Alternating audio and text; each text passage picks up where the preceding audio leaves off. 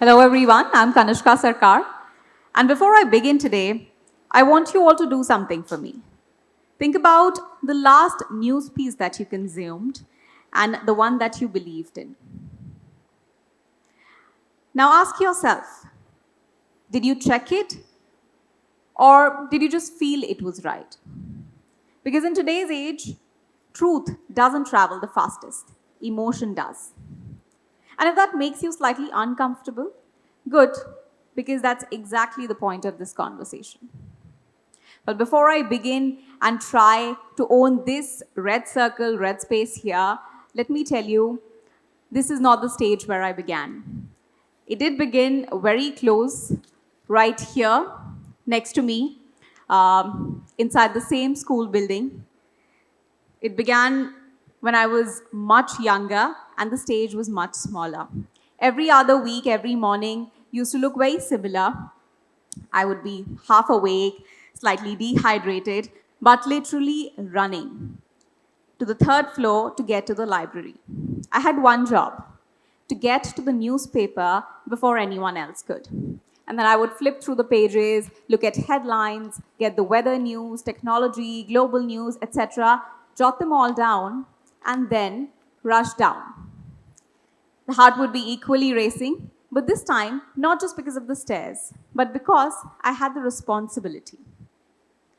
I had to hold a piece of paper in the next few minutes and start reading the news for the morning assembly, just like I'm doing right now. At that time, there were no notifications, no breaking news alerts, and there were no algorithms telling me what I should see. There was just one newspaper and the responsibility to get it right. And back then, I didn't know this was going to be my whole life. And now that I'm speaking of school, I remember how we used to have these bag checks, right? And let's be honest, it was terrifying because you never know what might just get you in trouble. A lip gloss, perhaps a deodorant, or maybe a phone. That was a taboo, if I could say that. And all of it could be slightly scandalous, right? But now, let's talk about this age. When you look through a child's bag, what is the most unpredictable thing that you think you could find? A phone, I think that would be normal. A camera, a tripod, I guess that's the need of the age. But I think a newspaper, that would be unpredictable. And I'm not saying this to make fun of any generation or fun of people who do not consume news rather from the newspaper. I'm just trying to highlight something important here. How over time, the way we consume news, that has changed. Today, we don't go looking for news. News comes looking for us. And unfortunately, most of the time, it's content that comes looking for us and not news. We wake up, before we've even brushed our teeth, we have seen 20 headlines, 15 reels, 10 opinions, and maybe 2 truths. And all of this is happening at one speed. And that's fast, very fast. So here's the idea that I want to leave with you today right at the beginning. Just because something is trending, it does not mean that it's always true. Now let's talk about my journalism school experience. It wasn't just about how to report. It was about learning to think fast, or at least how to appear like you're thinking fast. And if you're on the field, that's a different ballgame altogether. Long hours, no fix breaks, and you learn some strange kind of skills. For instance, you master the bladder control. Standing there in the sun for hours, waiting for one comment, one verification, one confirmation, because you cannot afford to get it wrong. And then comes the real work. You have to read and read and read again until you really understand. For anchors too, most days we're rushing, heading straight to the green room. There's chaos in the newsroom floor, phones are ringing, people shouting, screens are flashing breaking news. And then suddenly there's silence. When you walk into that studio, someone is going to say 10 seconds to go. You fix your mic, you adjust your posture, and then you have to go live in another 5 seconds. Well, when that happens, even if you want to, you're not allowed to hesitate. In that moment, you cannot. You're not allowed to say, I don't know yet. You speak confidently, clearly, and quickly. Even if deep down you're still figuring it out, that's when I realized something uncomfortable. We weren't just being trained to find truth, we were also being trained to deliver it at a speed that is much slower than verification. And that's where the real story really begins. We live in the time when there's something called the attention economy, and your attention is the product. Every reel you watch, every app you use, every notification you see, or a headline that you see is competing for one thing, and that's your time. Because the larger you stay, the more you scroll, the more money the digital attention economy makes. And in that race for attention, truth is often slow. So who wins? Well, it's emotion, it's outrage, and it's speed. Now, let me put it simply out there. Journalism asks, what actually happened? Content asks, what will you keep watching? Well, and today, fortunately or unfortunately, both travel on the same screen, which is why we often mistake them to be the same. Now that I know journalism always looks glamorous on the outside, you see a calm, composed, often non-composed anchor as well. But there's perfect lighting, there's perfect script, but because you don't see something that's going behind. I wish it was this glamorous. There's long hours, there's early mornings, there's late nights, there's constant debates, there's pressure to go live and get it first, all the time. You cannot go wrong ever. And add to that, if you're a business journalist like me, there's data, there's market reports, there's corporate filings, those Excel sheets that you always dreaded, all of that combined. Now, every single day, since we are in a school, let me say it, every single day feels like a surprise test. Sometimes it's history, sometimes it's political science, sometimes it's economics, and let me tell you, every day it's a language test, even now. And every day, you win some, you lose some, but what happens is that we keep showing up every day. In journalism, we are taught something very simple. Now, if one person tells you it's raining and another says it's not raining, your job is not to listen to either of them. You go, you check out outside of the window and see for yourself if it's raining. But today, even that window is slightly becoming unreliable because of AI, misuse of AI rather, because of edited realities, and because of deepfakes. Where what you see may not be real, and what is real may never actually trend. When I was younger, I wanted to be a journalist, okay? And many of my younger peers in this room might think it was glamorous at that time, but right now, they might want to be influencers. And I get that. It's exciting, it's visible, and it's powerful. But I often wonder, influence whom and how? Because influence without responsibility is just noise, and information without verification is just danger.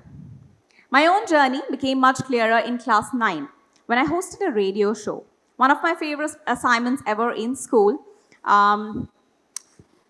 I loved being behind the mic, but I also realized something, that I wasn't the funniest person in the room. And that's when it hit me that this space, this responsibility, this connection with people, this is where I belong, even if it's not RJing. And then I stepped into a newsroom. Now let me explain the newsroom reality to you. It's not what movies often show you. It's not people sipping coffee, typing dramatically. A newsroom is like hospital for information. Breaking news reporters, let me break it down for you. They are like paramedics, first on the scene, working with half information, trying to stabilize the story before rumors take over. Now, ground reporters, they are like surgeons, digging deep, verifying facts, taking their time to get it right. Editors, they are like senior doctors. They make the call on what makes it out and what doesn't.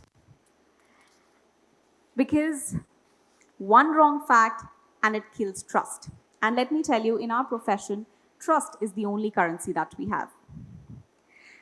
Let me take you to some of my early days now. This was first few months into my first ever job. I was leading a shift over the weekend, and we got the word that a senior respected politician had passed away. But we were told one thing very clearly, that we do not break it unless it is confirmed. And in journalism, we follow a rule, not one source, not two. We need at least 3 confirmations before we can break some news.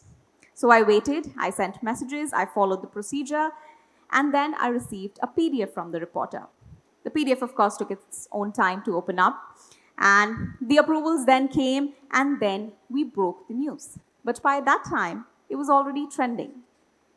I was late by 4 minutes. And in newsrooms, 4 minutes can seem like 4 hours. But later, of course, I was scolded a little bit at that time why we didn't break it earlier. But then later I was told, you were late, but you were right. Because that is when it hit me. What if that breaking news, that trending news, wasn't true? Who would take responsibility for that? And now let me take you to the other side of it. This is about doing the right things, and now when I went wrong. It was peak COVID. I was in a graveyard shift, exhausted, information overload, and in that moment I made a mistake. I had some numbers with me, and I wrote them, but it went wrong. I mentioned a global number as India's. I went back home after my graveyard shift. I was sleeping, but my phone kept buzzing. There were messages. There was criticism. It was trending, but it wasn't the truth. And that moment taught me something that no classroom can ever, that accuracy is not optional. It's non-negotiable. And today, misinformation doesn't spread because people are foolish or they're evil. It spreads because it's designed to spread. It's fast, it's emotional, it connects with people, it's shareable. Just think about it. A lie takes a second to create, but truth takes time to verify. And then there's the algorithm. It doesn't care what you think is true, it cares what you watch. If you pause on something for just about 5 seconds, it thinks you like it and it'll show more of it to you. Not because it wants to inform you, because it just wants to keep you there. That's the attention economy I'm talking about. So now if your feed feels like a bubble, it's not always because someone built it for you. Maybe at some point in time, you told the system that this is the chair where I'm going to eat, and then they handed the cushion over to you. So here's what's happening. We are confusing performance for reporting, outrage for information, and viral trends for truth. And the problem is not just with journalism. Of course, we are all here to learn, and we keep making mistakes and we learn. The responsibility is on all of us, all news consumers. We wouldn't eat food from a stranger's plate, right? But if a stranger's reel comes to our feed, we would share it without checking, without reading it. Now, what do we do to steer clear of this? It's very simple. Next time you see a shocking news online, let me give you 3 tips here. Just ask 3 questions. Who is the source? Is it confirmed elsewhere? And does it inform me or does it trigger me? And you'll have the answer. Because not everything that is loud is important, and not everything that is viral is valuable. So the future of journalism, just want to conclude here, is not just in newsrooms. It's literally in your hands. Literally, because it's on your phones. It's about the choices that we make, so we can make the right choices. So in an age where everything is designed to trend, to seek the truth is our responsibility. Because trends may or may not fade away, but truth is what always matters. Thank you. I'm Kanishka Sarkar. That was my time. Thank you so much for having me.